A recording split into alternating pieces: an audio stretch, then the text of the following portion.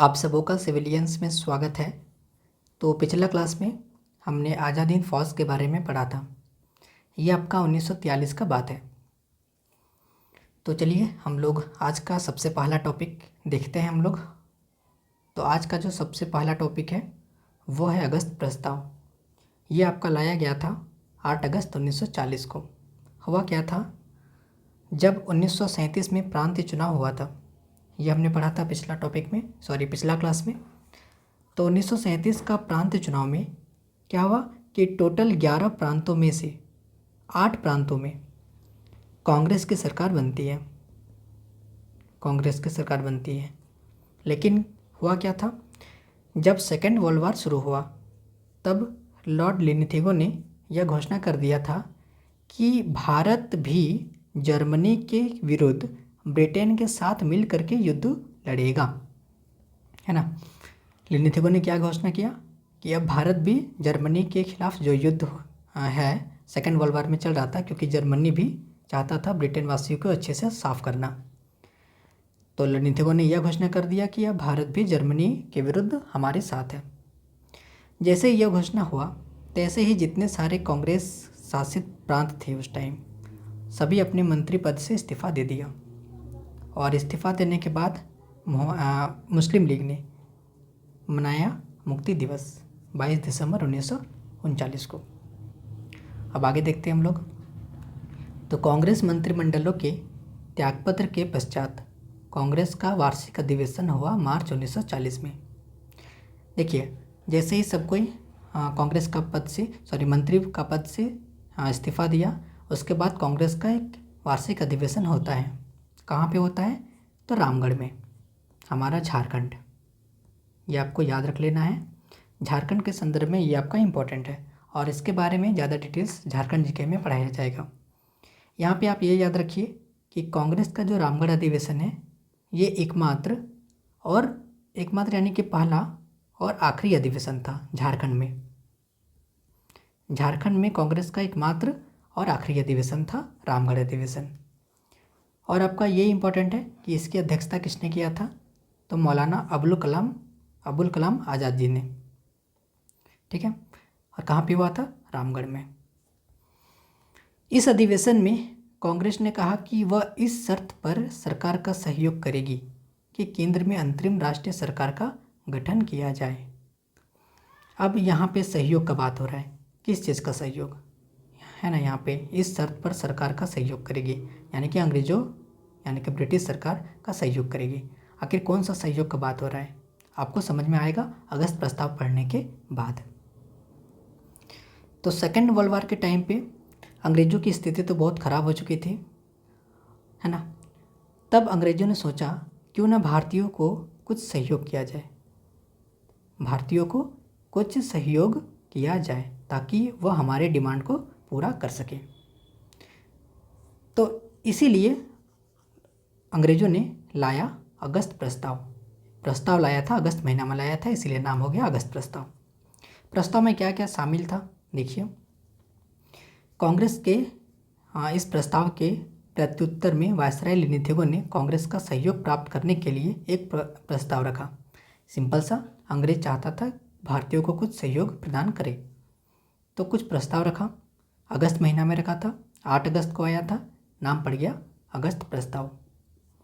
अगस्त प्रस्ताव के प्रमुख बिंदु ये था, सबसे पहला था कि भारत के लिए संविधान के बारे में सोचा जाएगा, है ना। युद्ध के पश्चात प्रतिनिधिमूलक संविधान निर्मात्री सभा का गठन किया जाएगा, यानी भारत में संविधान सभा का गठन किया जाएगा। वर्तमान में कार्यकारिणी में भारतीय सदस्यों की संख्या में वृद्धि की जाएगी। वायसराय के जो पद होते थे उसमें भारतीयों की जगह बहुत कम दिया जाता था या नहीं दिया जाता था, तो उसमें अब भारतीयों की सदस्य संख्या में वृद्धि की जाएगी। हमने साइमन कमीशन पढ़ा था, उसमें तो एक भी भारतीय सदस्य नहीं था, जबकि साइमन कमीशन भारत का ही रिपोर्ट चेक करने के लिए बनाया गया था। तो यहाँ पे यही डिसीजन लिया गया कि अब जितने सारी कार्यकारिणी समिति होगी उसमें भारतीयों की संख्या बढ़ाई जाएगी। और सबसे इम्पोर्टेंट, जिसके लिए इतना आंदोलन वगैरह हो रहा है, भारत के लिए डोमिनियन स्टेट मुख्य लक्ष्य है।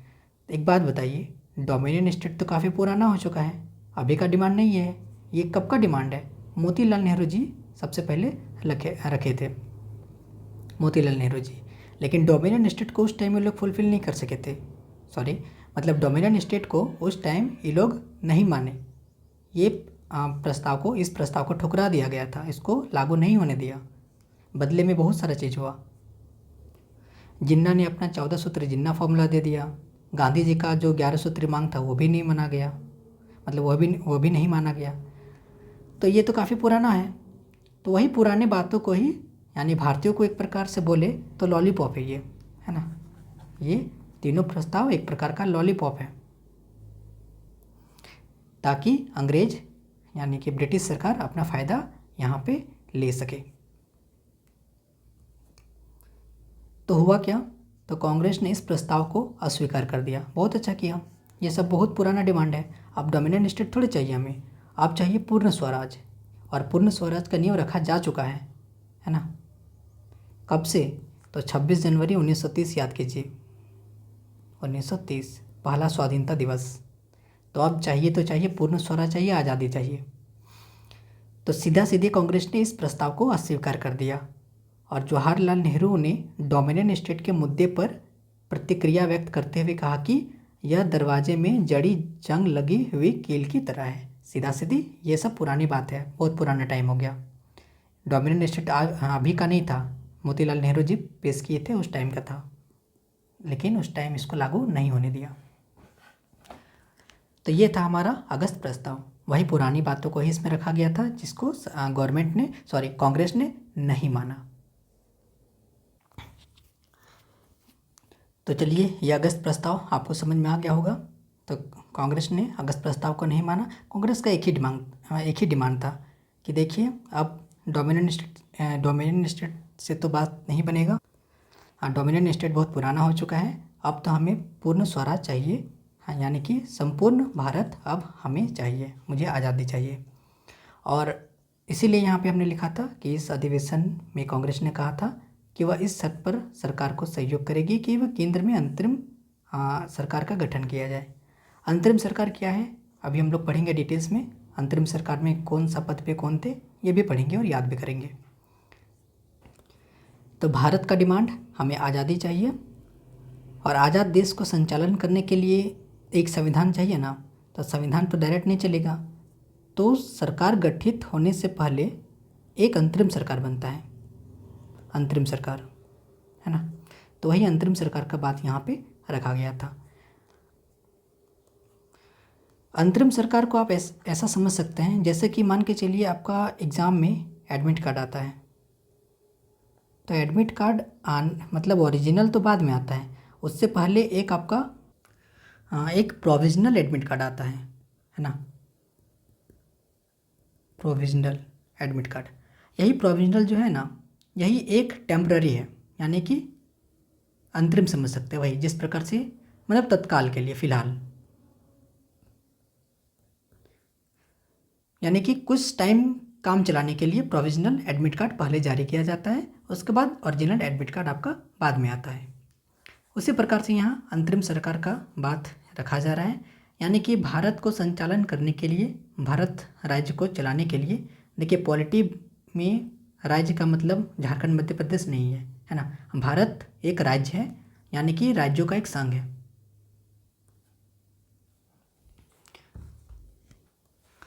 हाँ, भारत राज्यों का एक संघ है, यानी कि जो झारखंड मध्य प्रदेश है ना, जितने सारे राज्य 28 राज्य, सबका मिला करके एक संघ है।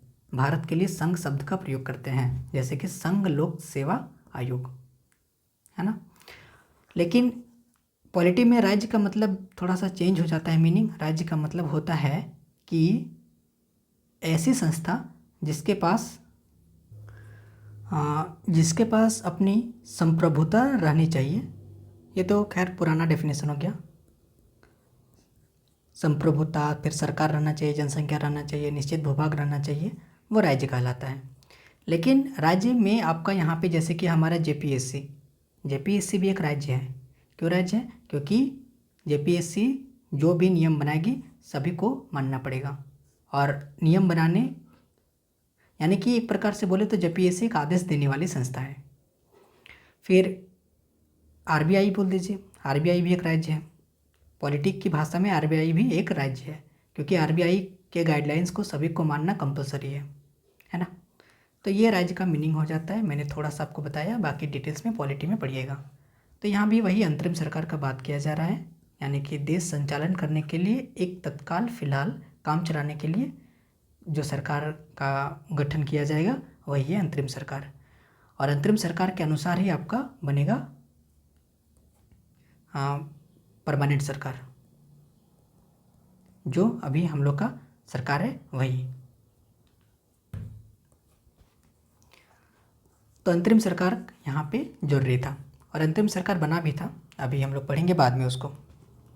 चलिए अब हम लोग देखते हैं व्यक्तिगत सत्याग्रह 1940 में। ये गांधी जी के द्वारा चलाया गया था। तो अगस्त प्रस्ताव को अस्वीकार करने के बाद अगस्त प्रस्ताव में अंग्रेज़ों का कमजोरी नजर आ गया कि हाँ अब अंग्रेज़ थोड़ा सा परेशान है और भारतीयों के मांग को अगर अच्छे से रखा जाए तो अंग्रेज़ को पूरा करना पड़ेगा अब, क्योंकि अंग्रेज़ों की स्थिति खराब हो चुका है। तो अगस्त प्रस्ताव को अस्वीकार करने के बाद कांग्रेस ने व्यक्तिगत सत्याग्रह आरंभ करने का निर्णय लिया।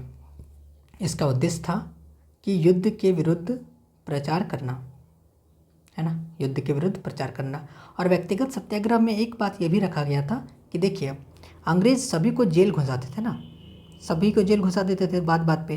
तो एक काम कीजिए, आप लोग स्वेच्छा से जेल घुस जाइए, है ना, देखते हैं अंग्रेज कितने लोगों को जेल घुसा सकता है। एकदम डरना ही नहीं है। डर को हटाने के लिए भारतीयों के अंदर से जितने सारे डर था उस डर को ख़त्म करने के लिए गांधी जी ने यह फैसला किया कि देखिए अंग्रेज जेल घुसाएगा, घुस जाइए, स्वेच्छा से घुस जाइए। उसके जेल में इतना जगह नहीं होगा जितना भारतीयों की संख्या है। तो अक्टूबर 1940 में गांधी जी ने कुछ चुने हुए व्यक्तियों के साथ लेकर सीमित पैमाने पर सत्याग्रह चलाने का निर्णय लिया, ठीक है। और व्यक्तिगत सत्याग्रह वर्धा के निकट पवनार आश्रम से 17 अक्टूबर 1940 को आरंभ हुआ। यह आरंभ हो रहा है वर्धा, महाराष्ट्र का एक जगह है वर्धा। तो वहीं से इस सत्याग्रह का प्रारंभ होती है। और सत्याग्रह करने वाले जो सबसे पहले व्यक्ति थे ना, ये आपका इम्पोर्टेंट है, नाम था विनोबा भावे, जवाहरलाल नेहरू। मतलब पहला सत्याग्रही जो थे वे थे विनोबा भावे और दूसरा जवाहरलाल नेहरू और तीसरा सरदार वल्लभ भाई पटेल। तो सबसे पहले यही लोग इस सत्याग्रह में पार्टिसिपेट किए थे। और इसी तरह से अंग्रेज सब, यानी कि इस सत्याग्रह में लगभग 25,000 सत्याग्रही जेल गए थे। इतना लोगों को जेल घुसा दिया था। तो जब सभी जेल घुस रहे तो कहीं ना कहीं भारतीयों के अंदर डर खत्म हो रहा था जेल के प्रति, यानी कि जेल घुसाएगा घुस जाने दीजिए, गांधी जी वकील है ये हैं, गांधी जी के द्वारा ये सत्याग्रह किया जा रहा है। अंग्रेज उधर सेकेंड वर्ल्ड वार में पूरा अच्छा से धोया रहा है ना। फिर इस सत्याग्रह के दौरान, अच्छा यहाँ पे है ना, सत्याग्रह में लगभग 25,000 सत्याग्रही जेल गए थे, जिनमें कांग्रेस के कई वरिष्ठ नेता व विधानमंडल के सदस्य भी शामिल थे। तो बड़े बड़े नेता भी जेल घुस रहे थे, तो छोटे मोटे जनताओं को कोई डर नहीं था। इस सत्याग्रह के दौरान अधिकतर सत्याग्रहियों को गिरफ्तार कर लिया गया था। जिन सत्याग्रहियों को गिरफ्तार नहीं किया जा सका वो गांधी के रास्ते गांवों के रास्ते दिल्ली की ओर बढ़ने लगते थे। जो बच जाता था वो सभी कोई दिल्ली पहुँचो, जैसे सुभाष चंद्र बोस जी, उसी प्रकार से यहाँ पे सभी भारतीय लोग पहुँचो दिल्ली। तो आंदोलन रखा गया, दिल्ली चलो आंदोलन, है ना। दिल्ली चलो का नारा दिया था सुभाष चंद्र बोस ने। और यहाँ पे दिल्ली चलो आंदोलन है, ये दोनों में अंतर है, याद रखिएगा। दिल्ली चलो का अगर पूछा जाए नारा किसने दिया था तो सुभाष चंद्र बोस ने अपनी आज़ादी हिंद फौज के साथ दिल्ली चलो नारा दिया था वो। लेकिन दिल्ली चलो आंदोलन किसे कहते हैं तो व्यक्तिगत सत्याग्रह को ही कहते हैं। तो चलिए, भारतीयों के अंदर डर खत्म हो गया था इस आंदोलन के तहत। अब अंग्रेज उधर औरों परेशान, एक तो वर्ल्ड वार उसको परेशान कर ही रहा है ना, विश्व युद्ध उसको परेशान किया था।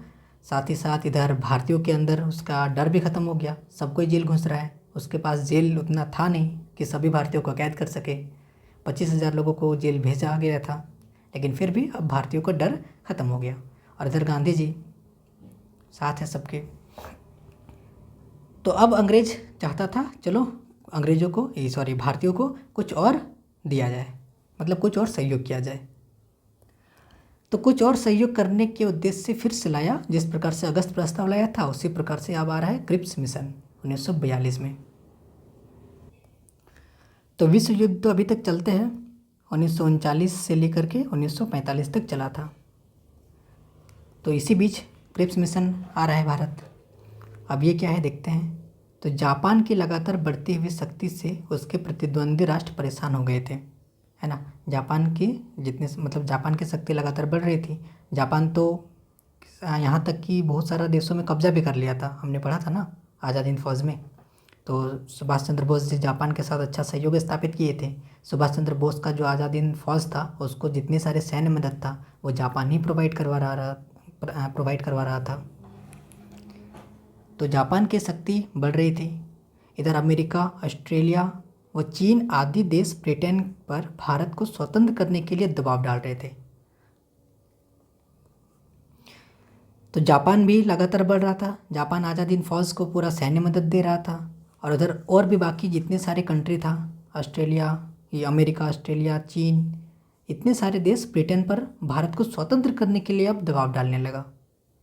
अब अंग्रेज़ों पर प्रेशर बढ़ रहा था, जिसके कारण से ब्रिटिश प्रधानमंत्री विंस्टन चर्चिल ने 11 मार्च 1942 को लाया क्रिप्स मिशन की घोषणा की और 23 मार्च 1942 को क्रिप्स मिशन भारत पहुंचा।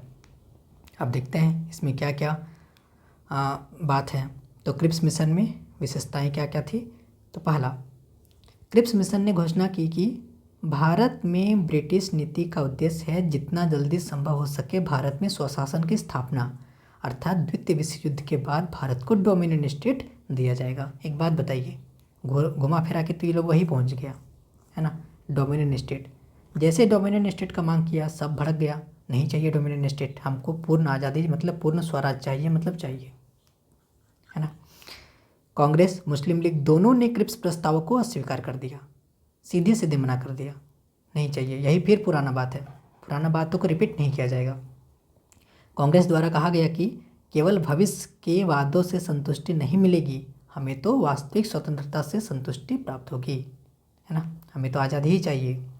महात्मा गांधी ने क्रिप्स प्रस्तावों को उत्तर दिनांकित चेक यानी कि पोस्ट डेटेड चेक तथा ऐसे बैंक जिसका नाम टूट रहा है ना, ऐसे बैंक का नाम जो टूट रहा है कहा।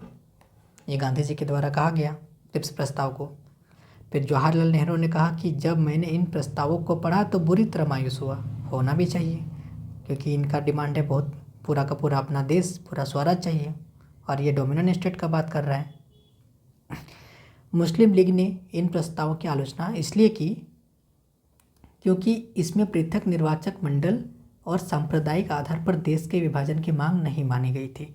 अब इसका तो अलग ही डिमांड है मुस्लिम लीग का, इसको तो चाहिए पाकिस्तान, और यहाँ पे देश का खंडन करने के बारे में कोई जिक्र नहीं था, इसीलिए इसने भी अस्वीकार कर दिया। ये जिन्ना था ना, जिन्ना, इसके बारे में तो क्या कहना, इसको चाहिए पाकिस्तान। और अभी क्या चाहिए, कश्मीर, अभी कश्मीर चाहिए।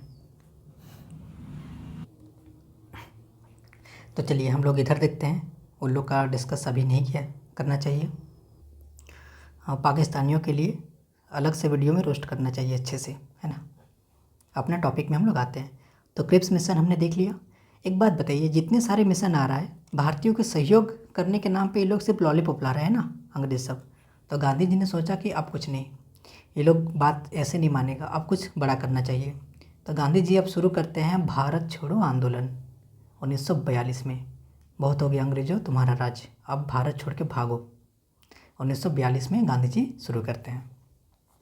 तो क्रिप्स मिशन की असफलता के 4 माह के अंदर ही आज़ादी के लिए भारतीय जनता का तीसरा महान संघर्ष आरंभ हो गया, और इस संघर्ष को भारत छोड़ो आंदोलन के नाम से जाना जाता है। याद रखना है ये डेट, भारत छोड़ो आंदोलन 1942 में लाया गया था।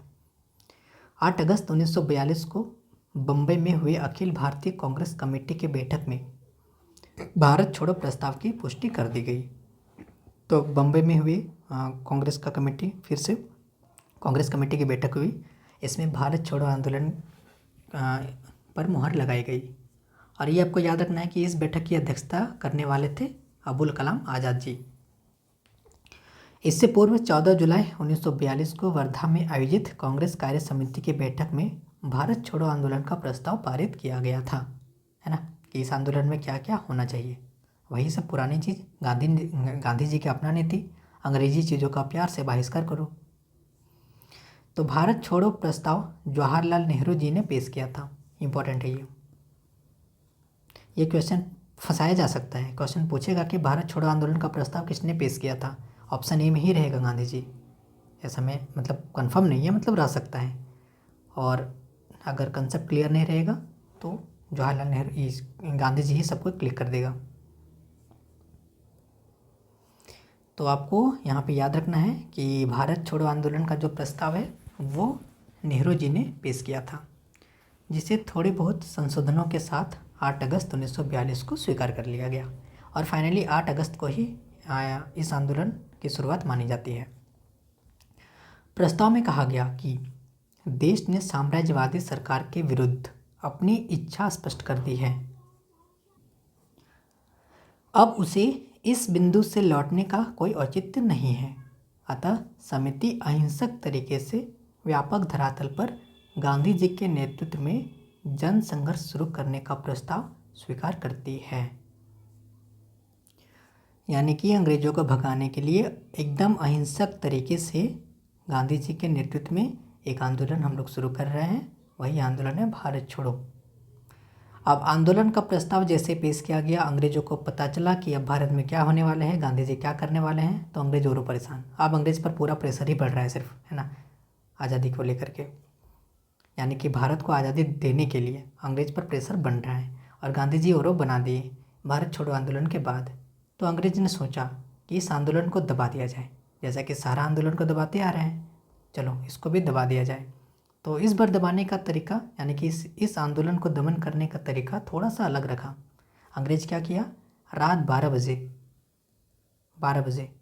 अगर रेलवे टाइम के अनुसार देखें तो 12 बजे यानी कि 0 बजता है ना, 11 यानी कि 23 बजता है। तो 0 बजे मतलब 12 बजे सभी को जो इस आंदोलन में शामिल है, जो मेन नेतृत्व करता है, उसी को गिरफ्तार कर लो, आंदोलन अपने आप ठप पड़ जाएगा। यही था अंग्रेजों का विचार।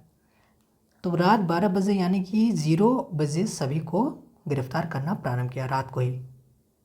तो इसीलिए अंग्रेजों ने रखा दमन करने का तरीका ऑपरेशन 0 आवर, ठीक है, पढ़ते इसको। तो 8 अगस्त की रात्रि में कांग्रेस प्रतिनिधियों को संबोधित करते हुए गांधी जी ने कहा कि देखिए, गांधी जी सभी को ये मोटिवेट कर रहे हैं और कह रहे हैं कि मैं पूर्ण स्वाधीनता से कम किसी चीज़ पर संतुष्ट होने वाला नहीं हूँ। सही बात है, ये डोमिनेंट स्टेट अंग्रेज बार बार ला रहे हैं, सही नहीं है। गांधी जी वही बोले कि अब हमें पूर्ण स्वराज चाहिए और इसके अलावा हम इससे छोटी चीज़ पर संतुष्ट नहीं हैं। अब मैं आपको एक छोटा सा मंत्र दे रहा हूँ, आप इसे अपने दिल में संजो कर रखें और हर एक सांस में इसका जाप करें। और गांधी जी ने कौन सा मंत्र दिया, करो या मरो, डू और डाई, जिसका अर्थ है कि हम भारत को आज़ाद करवाएंगे या इस प्रयास में अपनी जान दे देंगे। यानी कि यहाँ पे गांधी जी थोड़ा सा अपना रुख दिखाए हैं अच्छे से कि अंग्रेज़ों के खिलाफ अब जो युद्ध मतलब एक अहिंसक आंदोलन ही है, करो या मरो, या तो आज़ादी दिलाओ या फिर इसी आज़ादी दिलाने के प्रयास में ही अपनी जान दे दो। तो भारत छोड़ो आंदोलन के मुख्य कार्यक्रम क्या क्या थे, तो देखिए वही सब कार्यक्रम है जो गांधी जी का शुरू से ही चला आ रहा है। आंदोलन को रोकने वाले सभी आदेशों का उल्लंघन करना है, लेकिन अहिंसक तरीके से।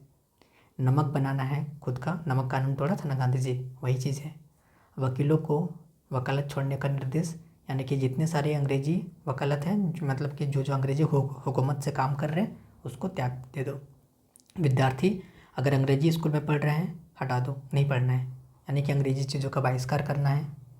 जज अपनी अदालतें छोड़ दें, सरकारी कर्मचारी अपने पद से त्याग पत्र दे दें, मजदूरों की हड़ताल हो जाए, विदेशी कपड़ा का बहिष्कार करो, शराब की दुकानों का बहिष्कार करो, विदेशी मुद्रा या विदेशी व्यापार का बहिष्कार करो, अंग्रेजों को टैक्स मत दो, फौजों को रोको, आंदोलनकारियों को बंदी बनाने पर भी आंदोलन स्थगित मत करो। ये था गांधी जी अपना विचार, इतना कुछ रखें। अगर इतना कुछ अगर उचित ढंग से किया जाता तो अंग्रेज पर वैसे भी अभी प्रेशर बना हुआ है, और गांधी जी इतने सारे तथ्य रख करके और अंग्रेजों को अच्छे से अच्छे से एकदम वाट लगा देंगे, है ना। चलिए, ये हो गया असहयोग कौन सा आंदोलन है, भारत छोड़ो आंदोलन 1942। इसकी मतलब आंदोलन के प्रारंभ और आंदोलन में क्या क्या रूपरेखा तैयार हुआ वो हमने देख लिया। अब देखते हैं आंदोलन का प्रारंभ और प्रसार किस प्रकार से होता है। तो 9 अगस्त 1942 को आंदोलन के शुरू होते ही ऑपरेशन ज़ीरो आवर के अंतर्गत गांधी जी, मौलाना आज़ाद जी और इनके साथ साथ और भी कांग्रेस के प्रमुख नेताओं को गिरफ्तार कर लिया अंग्रेज़ों ने। मैंने कि आपको बताया कि इसके तहत मतलब इस आंदोलन को दबाने के लिए अंग्रेज़ों ने ऑपरेशन ज़ीरो आवर शुरू किया, ऑपरेशन ज़ीरो आवर। और इसके तहत सभी को रात में ही मतलब मध्य रात्रि में ही 12 बजे सभी को गिरफ्तार कर लिया जाता था। कांग्रेस को पुनः गैर कानूनी घोषित कर दिया, है ना, कि कांग्रेस गैर कानूनी काम कर रहे हैं। गिरफ्तारी के पश्चात गांधी जी और सरोजिनी नायडू को आगा खां पैलेस में और जवाहरलाल नेहरू, बीबी पंत, सीतारमैया, आचार्य जेबी कृपलानी को अहमदनगर जेल में रखा गया था। ये सब पॉइंट आपके एग्ज़ाम के लिए इम्पोर्टेंट है ना। प्रीलिम्स एग्ज़ाम में ज़्यादा कहानी नहीं पूछता है, स्टेटमेंट पूछ सकता है खूब से खूब, अदरवाइज इसी तरह सिंपल क्वेश्चन ही पूछेगा जो आपको याद रखना है। तो यहाँ पे ये लाइन आप याद रख लीजिए कि गांधी जी को, सरोजिनी नायडू को आगा खां प्लेस में या पैलेस में गिरफ्तार किया गया था और जवाहरलाल नेहरू, जेपी पंत, सीतारमैया, जेबी कृपलानी, इन सभी को अहमदनगर जेल में रखा गया था। यहाँ से सीधा क्वेश्चन आउट होगा। राजेंद्र प्रसाद को पटना जेल में, जयप्रकाश नारायण को हजारीबाग जेल में रखा गया। 9 अगस्त 1942 को जयप्रकाश नारायण जेल से भाग निकले और आज़ाद दस्ते का गठन किया। तो ये क्वेश्चन एग्जाम में पूछा है कि जयप्रकाश नारायण को कौन सा जेल में कैद किया गया था। तो हमारे झारखंड का प्रसिद्ध जिला हजारीबाग में, हजारीबाग जेल में कैद किया था, लेकिन ये भाग गए थे। जो कांग्रेसी नेता गिरफ्तार नहीं हो सके, जैसे कि राम मनोहर लोहिया है, अरुण आसफ अली हैं, उनको उन्होंने गुप्त रूप से जनता का नेतृत्व किया और जनता ने स्वयं नेतृत्व संभालकर जुलूस निकाला। मतलब अंग्रेजों का तो यही लक्ष्य था कि किसी भी तरीके से सबको गिरफ्तार कर लो, आंदोलन अपने ठप पड़ जाएगा। लेकिन गांधी जी ने अपना लास्ट स्टेटमेंट में यही दिया था कि अंग्रेज आएगा दमन करने के लिए, तो आंदोलनकारियों को बंदी बनाने पर भी, यहाँ तक कि अगर गिरफ्तार भी कर लिया जा रहा है ना, तो भी आंदोलन स्थगित नहीं करना है। तो इसीलिए जिन लोगों को गिरफ्तार नहीं किया जा सका था, उन सब गुप्त तरीके से यानी कि चोरी छुपे इस आंदोलन को लीड किया था और जनता ने खुद को मतलब स्वयं नेतृत्व संभाल करके जुलूस निकाला था। आंदोलन को किसी भी हाल में रोकना नहीं है।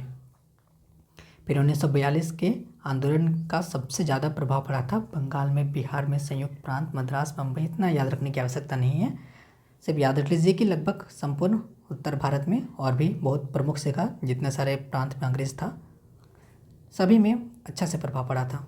अंग्रेज़ों को अच्छा से लग गया था कि अब कोई मौका नहीं है। इस भागीदारी से समूचे भारत इसकी भागीदारी समूचे भारत में देखी गई थी। पूरे भारत में इसका प्रभाव देखने को मिला था। लेकिन प्रमुख अगर देखेंगे तो जैसे कि बंगाल अंग्रेज़ों का अड्डा है ना, बिहार, बंगाल, बिहार, उड़ीसा तीनों मिला करके उस टाइम बंगाल हुआ करता था। फिर बम्बई हो गया, मद्रास हो गया, ये सब में गहरी प्रभाव पड़ा था, इस आंदोलन का गहरा प्रभाव पड़ा था और पूरा का पूरा भारत में इसकी प्रभाव नजर आया। आंदोलन के प्रति सरकार की दमनात्मक कार्यवाही के लिए दमनात्मक कार्यवाही के विरुद्ध गांधी जी ने आगा खां पैलेस में 21 दिन का उपवास की घोषणा कर दी। अब देखिए, अंग्रेज तो यहाँ पे एकदम फालतू तरीके से सबको गिरफ्तार करते जा रहे हैं और सबको जेल घुसा रहे हैं। तो गांधी जी ने सोचा कि अब 21 दिन तक हमें उपवास रखना है, भूख हड़ताल हमको करना ही पड़ेगा आखिरी सिचुएशन में। तो गांधी जी भूख हड़ताल पर चले गए, मतलब भूख हड़ताल शुरू कर दी वहीं पे जेल के अंदर में ही, आगा खां पैलेस में। उपवास शुरू करते ही देश विदेश से उन्हें रिहा करने की मांग तीव्र हो गई। अब देखिए, गांधी जी ही थे अभी तक मेन हीरो इस आंदोलन में भी, लेकिन गांधी जी का जब भूख हड़ताल शुरू हुआ ना, तो गांधी जी का तबीयत बिगड़ने लगा। गांधी जी का एज भी हो चुका था इस टाइम, काफ़ी बूढ़े भी हो चुके थे और अगर इस एज में अगर कोई भूख हड़ताल करेगा तो स्वास्थ्य बिगड़ना निश्चित मतलब फिक्स था। तो पूरा का पूरा देश विदेश से विदेशों तक ये आवाज़ पहुँचे कि गांधी को रिहा किया जाए, गांधी की मांगों को माना जाए, ये सही नहीं है ना। तो राजभक्त SSNE SR सरकार फिर है HP मोदी ने वायसराय की कार्यकारिणी से इस्तीफा दे दिया। देख रहे हैं, गांधी जी के साथ में इतने लोगों ने वायसराय के पद से इस्तीफा दे दिया, यानी कि इतने लोग गांधी जी का साथ थे। अंग्रेज हिल गया पूरा, एकदम पूरा गांधी जी के इस कदम से।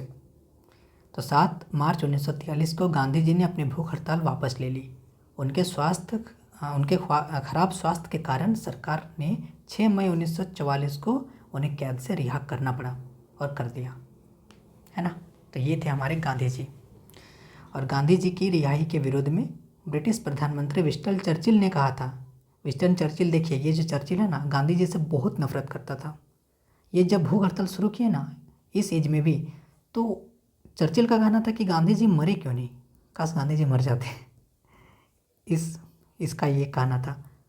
अब इनके बारे में इसको रिस्पेक्ट देना तो एकदम नहीं बनता है ना अब, लेकिन पढ़ाने के लिए पढ़ लीजिए कि विंस्टन चर्चिल गांधी जी के बारे में किस तरीके से नफरत करते थे। और एक लाइन भी कहा है विंस्टन चर्चिल ने, जो हमने यहाँ पे रखा है, हालांकि आप लोग इसको गाली देना चाहते तो दीजिएगा कि जब दुनिया में हम हर कहीं जीत रहे हैं, विंस्टन चर्चिल का ये कहना है कि हम हर कहीं जीत रहे हैं, ऐसे समय में हम एक कमबख्त बूढ़े के सामने कैसे झुक सकते हैं जो हमेशा से हमारा शत्रु रहा है। समझ सकते हैं, गांधी जी को मारने के लिए पूरा का पूरा मतलब गांधी जी को ये गांधी जी की मृत्यु देखना चाहता था विंस्टन चर्चिल। ये चर्चिल तो गांधी जी से काफ़ी नफरत करता था विंस्टन चर्चिल। विंस्टन चर्चिल का ये कहना था कि गांधी जी जिंदा क्यों हैं, आखिर ये 21 दिन भूख हड़ताल किया तो गांधी जी के इतने सपोर्टर खड़े हो गए ना कि चर्चिल हिल गया, सभी को झुकना पड़ा गांधी जी के आगे, है ना। जब गांधी जी अपना भूख हड़ताल वापस लिए, फिर भी चर्चिल का कहना था कि इतने दिन तक उपवास किए फिर भी मरा कहीं नहीं।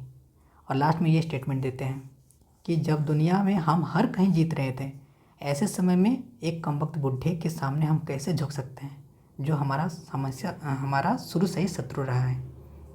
ठीक है, तो सामान्यतः छात्र, मजदूर और किसान ही इस विद्रोह के आधार थे, जबकि उच्च वर्गों के लोगों और नौकरशाह आदि सरकार के वफादार बने रहे। यानी कि बढ़ चढ़ के छात्र, मजदूर, किसान सभी ने इस आंदोलन में साथ दिया। चलिए, तो ये था भारत छोड़ो आंदोलन। इधर विंस्टन चर्चिल गांधी जी से पूरा परेशान, गांधी जी के सामने आखिर इसको घुटना टेकना पड़ा, पूरा का पूरा ब्रिटेन वासियों को गांधी जी के सामने झुकना पड़ा, गांधी जी की मांगों को रखना पड़ा, है ना। अब आता है 1945 का टाइम वेवेल प्लान के साथ। अब ये क्या चीज़ है, तो अब ब्रिटेन में इटली की सरकार बनती है, क्लीमेंट इटली 1945 में, और वायसराय के पद पे लिनिथेगो के स्थान ले लिया वेवेल, है ना। वायसराय के पद पे भारत में कौन है, वेवेल, और ब्रिटेन में प्रधानमंत्री कौन है, क्लीमेंट इटली। तो यही जो वेवेल है ना, यही अपना प्लान लेके आता है, नाम है वेवेल प्लान, वेवेल योजना। तो मई 1945 तक सभी राजनीतिक नेता जेल से रिहा कर दिए गए थे। जिन सभी को जेल घुसाया गया था ना, सभी को रिहा कर दिया गया था, क्योंकि गांधी जी भूख हड़ताल किए थे ना, अभी हमने पढ़ा। तो गांधी जी का जितने सारे मांग था सबको मान लिया गया था, यहाँ पे सबको झुकना पड़ा वहाँ पे, और सबको रिहा कर दिया गया था। जून 1945 को वेवेल ने एक योजना प्रस्तुत की जिसमें निम्नलिखित शर्तें थी। अब वेवेल क्या क्या योजना दे रहा है, तो केंद्र में नई कार्यकारी परिषद का गठन किया जाएगा। परिषद में वायसराय तथा सैन्य प्रमुख के अतिरिक्त से सभी सदस्य भारतीय होंगे। यहाँ पे समझिए ये लाइन, वेवेल के तहत बोला गया कि देखिए, एक वायसराय का पद और एक सैन्य प्रमुख, यानी कि सेना का जो प्रमुख होता है ना, वो, इन दोनों पद को छोड़ करके बाकी जितने सारे पद हैं ना इसके नीचे, सभी में भारतीय ही रहेंगे। इसमें भी भारतीय, यानी सभी में भारतीय रहेंगे। ठीक है, फिर एक कार्यकारिणी से मुसलमानों की संख्या हिंदुओं के बराबर रहेगी। अब हिंदू और मुस्लिम में कोई झगड़ा ना हो, इसीलिए यहाँ पे बोला गया कि देखिए, कार्यकारिणी परिषद में हिंदुओं की संख्या और मुस्लिमों की संख्या बराबर रहेगी। अभी जिन्ना पाकिस्तान का मांग कर चुका है, हम लोग पढ़ेंगे उसको लास्ट में, ठीक है। अभी जो सीक्वेंस चलता रहा है उसको देखते रहिए। जिन्ना का भी पाकिस्तान का डिमांड हो चुका है। तो यहाँ पे जिन्ना या फिर मुस्लिम लीग एक अड़चन लगा दिया। अड़चन क्या लगाया कि हिंदू और मुस्लिमों को तो बराबर संख्या दिया गया, सब कुछ तो ठीक है। तो जिन्ना ने बोला क्या कि मुस्लिमों की संख्या जो चुना जाएगा ना वो सिर्फ और सिर्फ मुस्लिम लीग से होना चाहिए। ले, मुस्लिम लीग, ठीक है। ये एक नया यहाँ पे अड़चन आ गया, यानी कि बाधा डाल दिया मुस्लिम लीग ने।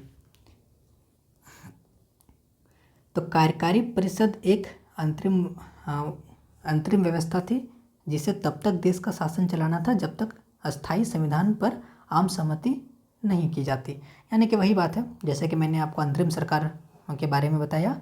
तो ये जो चीज़ था ना, ये वेवेल प्लान, ये एक अंतरिम व्यवस्था थी, यानी कि टेम्पररी। जब देश में अपना शासन लागू हो जाएगा उसके बाद अपना मतलब कि जब नई संविधान बन जाएगा, स्थायी संविधान, तब इसको हटा दिया जाएगा। लेकिन यहाँ पे देखिए, वेवेल प्रस्ताव पर विचार विमर्श हेतु 25 जून 1945 को शिमला में एक सम्मेलन हुआ, जिसको हम लोग शिमला सम्मेलन कहते हैं, जिसमें कांग्रेस के साथ मुस्लिम लीग को बराबरी दर्जा दिया गया था। इस सम्मेलन में कांग्रेस के प्रतिनिधि के रूप में मौलाना अबुल कलाम आज़ाद जी थे और मुस्लिम लीग के प्रतिनिधि के रूप में जिन्ना था। जिन्ना ने मांग किया कि वायसराय की परिषद के सभी सदस्य मुस्लिम लीग से ही लिया जाए, क्योंकि लीग ही मुसलमानों की एकमात्र प्रतिनिधि है। जिन्ना की यही मांग सम्मेलन की असफलता का कारण बनी। अब यहाँ पे अब अंग्रेज टांग नहीं अड़ा रहा है, अब जब भी टांग अड़ाएगा ये जिन्ना ही अड़ाएगा। इसको चाहिए अलग से पाकिस्तान प्रांत, ठीक है। तो यहाँ पे हिंदू मुस्लिम सभी को बराबर सीट दे दिया गया था, है ना। आधा हिंदू रहेगा, आधा मुस्लिम रहेगा, आधा मुस्लिम रहेगा। लेकिन मुस्लिम पूरा भारत से नहीं चुना जाएगा। जिन्ना के अनुसार ये मुस्लिम लीग से ही चुना जाना चाहिए, मुस्लिम लीग से ही चुना जाना चाहिए। तो जैसे ये डिमांड किया जिन्ना, तैसे ही ये सम्मेलन आपका असफल हो गया। उसके बाद कैबिनेट मिशन आता है। कैबिनेट मतलब होता है मेन मंत्री। जैसे कि भारत में कैबिनेट बैठक होता है ना, कैबिनेट बैठक में मेन मंत्री ही भाग लेता है। तो उसी प्रकार से यहाँ पे कैबिनेट मिशन योजना आता है 1946 में। तो फरवरी 1946 में ब्रिटेन के प्रधानमंत्री इटली और भारत में एक 3 सदस्य उच्च स्तरीय शिष्टमंडल भेजने की घोषणा की। और इस शिष्टमंडल के अध्यक्ष भारत के सचिव एक लॉरेंस था, पूरा नाम हटाइए, सिर्फ लॉरेंस याद रखिए। और अन्य सदस्य में क्रिप्स याद रखिए और एक अलेक्जेंडर। 3 शॉर्ट में KAL आप याद रख सकते हैं, क्रिप्स, अलेक्जेंडर, लॉरेंस, ठीक है। और यही 3 के साथ जो बैठक हुआ, यानी कि जो मिशन लाया गया था वही है कैबिनेट मिशन, क्योंकि ये मेन मंत्रियों के द्वारा लाया गया था। भारत में कैबिनेट मिशन की घोषणा करते हुए पैथिक लॉरेंस ने कहा कि इसका उद्देश्य भारत के लिए संविधान तैयार करने के लिए शीघ्र ही कार्य प्रणाली तैयार करना तथा अंतरिम सरकार हेतु आवश्यक प्रबंध करना है, ठीक है। देखिए, हमने अभी तो पढ़ा ये वेवेल प्लान तो सक्सेस नहीं हो सका जिन्ना के कारण। तो उसके बाद आया कैबिनेट मिशन में ये टारगेट रखा गया कि ठीक है, हम देश को आज़ादी का तो बात रखा गया है, देश आज़ाद हो जाएगा, लेकिन उससे पहले भारतवासी अपना संविधान बना ले, अंतरिम सरकार का गठन कर ले, नहीं तो देश चलेगा कैसे। कैबिनेट मिशन का प्रमुख कार्य भारत को शांतिपूर्वक सत्ता हस्तांतरण करने के लिए उपायों एवं संभावनाओं को तलाशना था। तो मई 1946 में कैबिनेट मिशन ने अपना प्रस्ताव को जारी किया और कैबिनेट मिशन ने मुस्लिम लीग की पाकिस्तान की मांग को अस्वीकार कर दिया। मुस्लिम लीग का जो पाकिस्तान का मांग था उसको अस्वीकार कर दिया। कैबिनेट मिशन को भारत इसीलिए भेजा गया था ना कि भारत का विभाजन ना हो, ज़्यादा से ज़्यादा भारत को संयुक्त रखकर ही भारत को स्वाधीनता दिया जाए। ये था कैबिनेट मिशन का टारगेट और सभी को यही चाहता था। लेकिन ये जो जिन्ना था उसको चाहिए था पाकिस्तान के लिए उसने हर चीज़ में टांग अड़ाया। तो यही था कैबिनेट मिशन जिसमें शांतिपूर्ण तरीके से सत्ता हस्तांतरण का बात रखा गया था, है ना। एक अंतरिम सरकार का भी बात रखा गया था। देखिए, मुस्लिम लीग ने 16 अगस्त 1946 को पाकिस्तान को प्राप्त करने के लिए प्रत्यक्ष कार्यवाही दिवस मनाने की घोषणा किया। जब कैबिनेट मिशन में पाकिस्तान के मांगों को अस्वीकार कर दिया ना, तब जिन्ना को लगा कि अब ऐसे बात नहीं बनेगा, कुछ बड़ा करना पड़ेगा। तो जिन्ना ने डायरेक्ट एक्शन डे यानी कि प्रत्यक्ष कार्यवाही दिवस मनाने की घोषणा किया। जैसे जवाहरलाल नेहरू थे ना, स्वाधीनता पूर्ण स्वराज का मांग करने के साथ ही रावी नदी के तट पर चले गए, तिरंगा झंडा लहराए और स्वाधीनता दिवस मनाए थे। उसी प्रकार से यहाँ पे जिन्ना प्रत्यक्ष कार्यवाही दिवस मनाएंगे, हमें पाकिस्तान चाहिए, और अंतरिम सरकार में शामिल होने से भी इनकार कर दिया। अंतरिम सरकार का यहाँ पे गठन अब हो ही चुका था, लेकिन जिन्ना मना कर दिया कि हमको कोई सरकार नहीं चाहिए, हमको पाकिस्तान चाहिए। तो मुस्लिम लीग द्वारा अंतरिम सरकार में शामिल होने से इनकार करने के बाद बेविल द्वारा 6 अगस्त 1946 को जवाहरलाल नेहरू को अंतरिम सरकार बनाने के लिए आमंत्रित किया। तो जवाहरलाल नेहरू को बोला कि आप अंतरिम सरकार के बारे में सोचिए। फिर 24 अगस्त 1946 को जवाहरलाल नेहरू के नेतृत्व में भारत में पहली अंतरिम राष्ट्रीय सरकार की स्थापना की गई, जिसमें मुस्लिम लीग की भागीदारी नहीं थी। क्यों नहीं थी? वही बात, पाकिस्तान चाहिए। छोटा बच्चा जैसा चॉकलेट के लिए जिद करता है, उसी प्रकार से यहाँ पे मुस्लिम लीग का एक ही जिद था, पाकिस्तान चाहिए। मुस्लिम लीग में भी शामिल नहीं होंगे, अंतरिम सरकार के गठन में कोई शामिल नहीं होंगे, हर चीज़ में टांग अड़ाएंगे, कोई भी योजना पारित नहीं होने देंगे। अगर मुस्लिम सदस्य का बात है तो उसमें भी मुस्लिम लीग से ही चुना जाना चाहिए। बहुत सारा अड़चन लगा के रख दिया। तो अंततः जवाहरलाल नेहरू की अध्यक्षता में अंतरिम सरकार का गठन हुआ। ठीक है, तो 2 सितंबर 1946 को कांग्रेस ने जवाहरलाल नेहरू के नेतृत्व में अंतरिम मंत्रिमंडल यानी कि सरकार का गठन किया, और अंतरिम सरकार में जवाहरलाल नेहरू, सरदार पटेल, डॉक्टर राजेंद्र प्रसाद, आसफ अली, सी राजगोपालाचारी और भी जो नाम यहाँ पे पढ़ लीजिए, इतने सारे लोग शामिल थे। 26 अक्टूबर 1946 को मुस्लिम लीग भी अंतरिम सरकार में शामिल हुई। बाद में हुई, क्यों हुई बीच में अभी देखेंगे हम लोग मुस्लिम लीग के बारे में एक टॉपिक। अंतरिम सरकार में मुस्लिम लीग के 5 सदस्य शामिल हुए। अब देखिए, 9 दिसंबर को संविधान सभा की सबसे प्रथम बैठक हुई थी। अंतरिम सरकार तो बन गया, अब चाहिए था एक स्थायी संविधान बनाया जाए, है ना। हमारा देश का संविधान 1950 वाला, अब चाहिए संविधान बनने के लिए कुछ बैठक। तो 9 दिसंबर को सबसे पहला संविधान सभा की प्रथम बैठक हुई थी, याद रखना है, जिसकी अध्यक्षता किए थे सच्चिदानंद सिन्हा। लेकिन इनको अस्थायी रूप से अध्यक्ष बनाया गया था क्योंकि कोई नहीं था। तो सच्चिदानंद सिन्हा को सबसे पहला प्रथम संविधान सभा के बैठक के लिए अध्यक्ष पद पर चुना गया था, लेकिन अस्थायी अध्यक्ष था ये। फिर 11 दिसंबर 1946 को द्वितीय सभा का आयोजन किया गया और इसमें स्थायी सदस्य के रूप में डॉक्टर राजेंद्र प्रसाद जी को बनाया गया। इंपॉर्टेंट है ये सारा। फिर 13 दिसंबर 1946 को नेहरू ने उद्देश्य प्रस्ताव को पेश किया था। तो ये अपना संविधान सभा का बात जो एग्जाम में पूछा गया क्वेश्चन है, उसको मैंने यहाँ पे रखा है। और इसके बाद का कहानी आपको पॉलिटी में पढ़ाया जाएगा कि किस प्रकार से हमारा संविधान बनके तैयार हुआ। यानी कि यहाँ से लेकर के संविधान लागू होने तक का जो हिस्ट्री है वो आपको पॉलिटी में पढ़ाया जाएगा। अभी हम लोग देश का आज़ादी देख रहे हैं। तो देश का आज़ादी से पहले एक अंतरिम सरकार का गठन किया गया जवाहरलाल नेहरू की अध्यक्षता में 24 अगस्त 1946 को। अब हम लोग देखते हैं यही कि अंतरिम सरकार के मंत्री के पद पे कौन कौन थे। तो जवाहरलाल नेहरू याद रखना है, प्रधानमंत्री थे। सरदार वल्लभ भाई पटेल गृह मंत्री, सभी को पता है। राजेंद्र प्रसाद जी थे कृषि और खाद्य आपूर्ति मंत्री। बलदेव सिंह थे रक्षा मंत्री, रक्षा करने के लिए बल चाहिए शरीर में, तो बलदेव याद रख सकते हैं। फिर उद्योग मंत्री ये थे जॉन मैथाई। फिर लियाकत अली वित्त मंत्री थे। अरुण आसफ अली रेल मंत्री थे। होमी जहांगीर भाभा ऊर्जा मंत्री थे। योगेंद्र नाथ कानून मंत्री थे। राजगोपालाचारी शिक्षा मंत्री। जगजीवन राम श्रम मंत्री। तो ये था अंतरिम सरकार। अंतरिम सरकार बन गया, यानी कि अब चाहिए देश को आज़ादी। सरकार तो बन चुका है अंतरिम सरकार, हम लोग भारत शासन संभाल लेंगे। और 9 दिसंबर से ही यहाँ पे संविधान सभा का गठन होना प्रारंभ हो गया। सबसे पहला अस्थायी अध्यक्ष सच्चिदानंद सिन्हा, फिर डॉक्टर राजेंद्र प्रसाद जी को अध्यक्षता दे दिया गया और संविधान सभा का भी अब बात हो चुका है और संविधान अब लिखा जाने लगा। ठीक है। और सबसे इम्पोर्टेंट 13 दिसंबर 1946 को नेहरू जी ने, जवाहरलाल नेहरू ने उद्देश्य प्रस्ताव को पेश किया था। उद्देश्य प्रस्ताव क्या था? तो इसमें संविधान के मूल सिद्धांतों को रखा गया था, है ना। संविधान का जो मूल सिद्धांत है, मूल दर्शन है, उसको रखा गया था। और इसी को हम लोग मतलब इसी चीज़ को बाद में संविधान की प्रस्तावना में शामिल किया गया है। संविधान की प्रस्तावना, हम भारत को भारत था ना, है ना, हम भारत के लोग भारत को प्रभु संपन्न समाजवादी पंथ निरपेक्ष लोकतांत्रिक गणराज्य बनाने हेतु डॉट डॉट डॉट लंबा चौड़ा है, वही चीज़ है। तो चलिए यहाँ तक का कहानी क्लियर हो चुका होगा। अब हम लोग थोड़ा सा देखते हैं कि पाकिस्तान की मांग, है ना, मुस्लिम लीग और पाकिस्तान की मांग। तो मुस्लिम लीग के बारे में तो हमने पहले कुछ टॉपिक पढ़ा था। अब हम लोग देखते हैं यहाँ पे पाकिस्तान के मांग को लेकर के कुछ पॉइंट है, याद रख लीजिए कि जैसे कि खिलाफत व असहयोग आंदोलन हमने पढ़ रखा है, उसमें हिंदू मुस्लिम एकता का जो दृश्य देखने को मिला था सही में बहुत अच्छा था।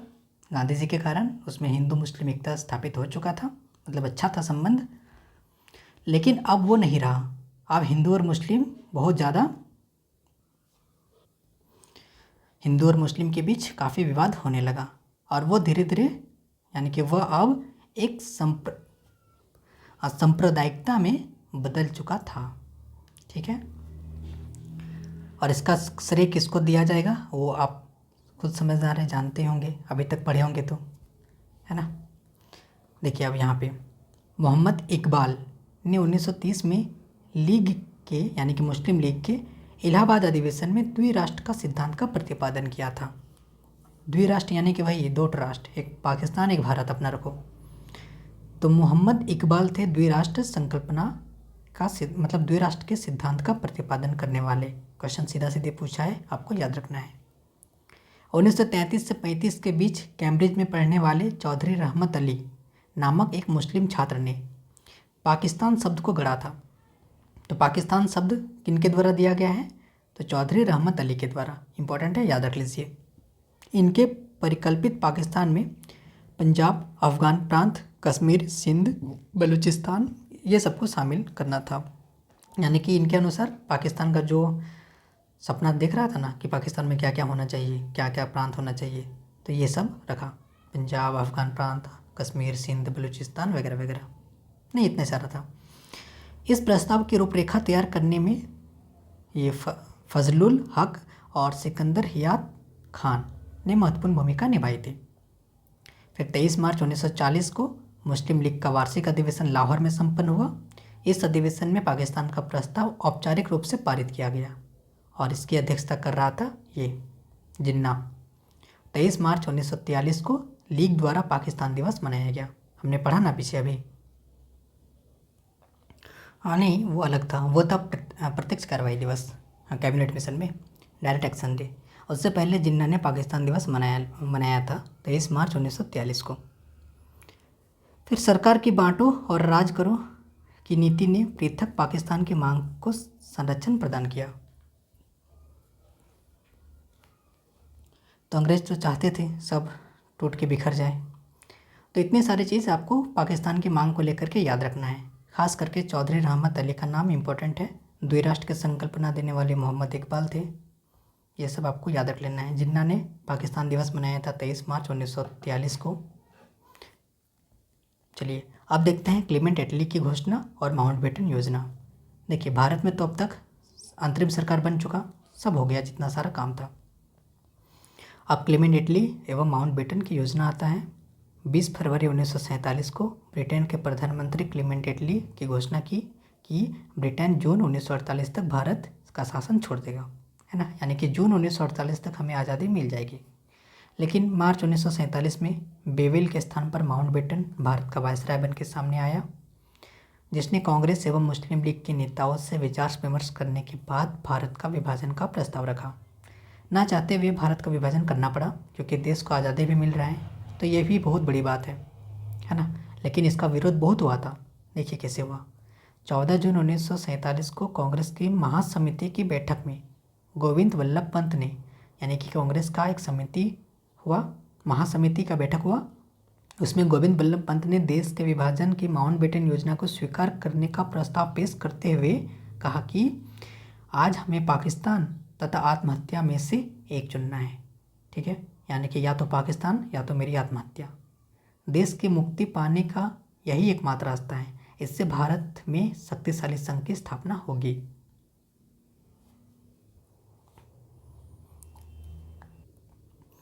यानी कि पाकिस्तान अगर बन गया तो आत्महत्या जैसा करना चाहिए, मतलब आत्महत्या ही है एक प्रकार का देश का विभाजन।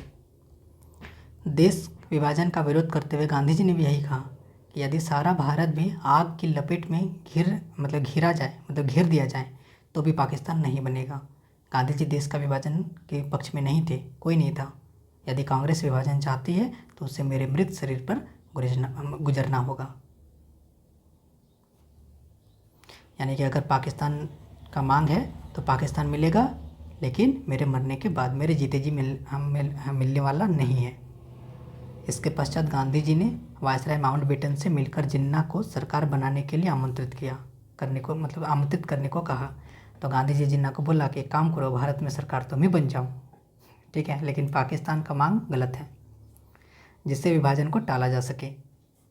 लेकिन गांधी जी के सुझाव का सरदार पटेल, नेहरू द्वारा विरोध किया गया, है ना, विरोध किया गया, क्योंकि देश में आज़ादी भी मिल रहा था, एक बात ये भी था। अंत में गांधी जी द्वारा भी निराश होकर विभाजन को स्वीकार कर लिया गया। सब कोई मायूस था पाकिस्तान को लेकर के, पाकिस्तान का विभाजन को लेकर के, लेकिन जिन्ना जिस जिद पर खड़ा था और पाकिस्तान को आज़ादी भी मिल रहा था, सब चीज़ हो चुका था, लेकिन जिन्ना को चाहिए था पाकिस्तान। तो कांग्रेस के राष्ट्रवादी मुस्लिम नेता मौलाना आज़ाद खान अब्दुल गफर खान, जिसको खान अब्दुल गफर खान, इसी को सीमांत गांधी बोला जाता है, ने विभाजन के प्रस्ताव का विरोध किया था। देखिए, सब कोई विरोधी था, कोई नहीं चाहता था कि हमारा देश टूटे, लेकिन यहाँ पे कुछ मजबूरी भी था। मजबूरी में यही है कि देश आज़ाद हो रहा है बस, और अंग्रेज़ों का बहुत सारा चीज़ था, पॉलिटी में आपको पढ़ाया जाएगा। जैसे कि कश्मीर का अलग थोड़ा सा था ना, कि उसको अलग देश बनाना है। अंग्रेज़ों ने, यानी कि यहाँ पे अंग्रेज़ों ने 3 विकल्प दिया था सभी को, कि जिसको पाकिस्तान में जाना है पाकिस्तान चले जाए, भारत में रहना है भारत में रहे, और या फिर स्वतंत्र देश अपना बना ले। तो कश्मीर बोला था कि नहीं, हम स्वतंत्र देश बनाएंगे। इसके बाद तो बाद में पाकिस्तानियों का जब घुसपैठ हुआ था तब जाके वो सरेंडर हुआ था, थोड़ा सा सरेंडर हुआ था। कश्मीर का डिमांड था, ये कश्मीर है ना, मान के चलिए, तो इसको अलग देश बनाना था, अलग देश बना लिया था। बाद में पाकिस्तानियों का यहाँ पे घुसपैठ हो गया तो फिर कश्मीर आया था भारत में हेल्प मांगने के लिए। उसके बाद से ही ये POK, पाक ऑक्युपाइज कश्मीर जो है, ये अभी भी है, ये है। तो ये सब पॉलिटी का पार्ट है। यहाँ पे देखिए, अब हम लोग का आज़ादी का जो प्रस्ताव है वो देख लेते हैं। लास्ट टॉपिक है भारतीय स्वतंत्रता अधिनियम 1947। तो माउंटबेटन योजना के आधार पर 4 जुलाई 1947 को ब्रिटिश संसद में भारतीय स्वतंत्रता विधेयक पेश किया गया, और जिसको 18 जुलाई 1947 को स्वीकृति मिल गई, ठीक है। यानी कि आज़ादी को लेकर के प्रस्ताव पेश किया गया और 18 जुलाई को स्वीकृति मिल गई। और इस अधिनियम के ही आधार पर 14 अगस्त को वो एक साइड बना पाकिस्तान 2 पार्ट में था। एक ये वर्तमान जो बांग्लादेश है ना, ये भारत है, तो इधर वाला एक पाकिस्तान और एक इधर वाला पाकिस्तान, पूर्वी पाकिस्तान और पश्चिमी पाकिस्तान, जो वर्तमान बांग्लादेश है। पूर्वी पाकिस्तान वर्तमान बांग्लादेश है, पश्चिमी पाकिस्तान अभी पाकिस्तान ही है। तो 14 अगस्त को पाकिस्तान, 15 अगस्त को भारत स्वतंत्र हो गया, और पश्चिमी पंजाब, पूर्वी बंगाल, सिंध और पश्चिमोत्तर सीमा प्रांत को मिला करके पाकिस्तान का पृथक राज्य बना। मोहम्मद अली जिन्ना को पाकिस्तान के सबसे पहले गवर्नर जनरल और लियाकत अली खान को सबसे पहले वहाँ पे प्रधानमंत्री बनाया गया था। कहाँ पे? पाकिस्तान में। जबकि लॉर्ड माउंटबेटन स्वतंत्र भारत के प्रथम गवर्नर जनरल और जवाहरलाल नेहरू जी प्रथम प्रधानमंत्री भारत के बने थे। ये इम्पोर्टेंट है, यहाँ पे क्वेश्चन पूछा है कि स्वतंत्र भारत के सबसे पहला गवर्नर जनरल कौन थे? तो लॉर्ड माउंटबेटन, याद रखना है। और प्रथम प्रधानमंत्री सभी को पता है, नेहरू जी थे।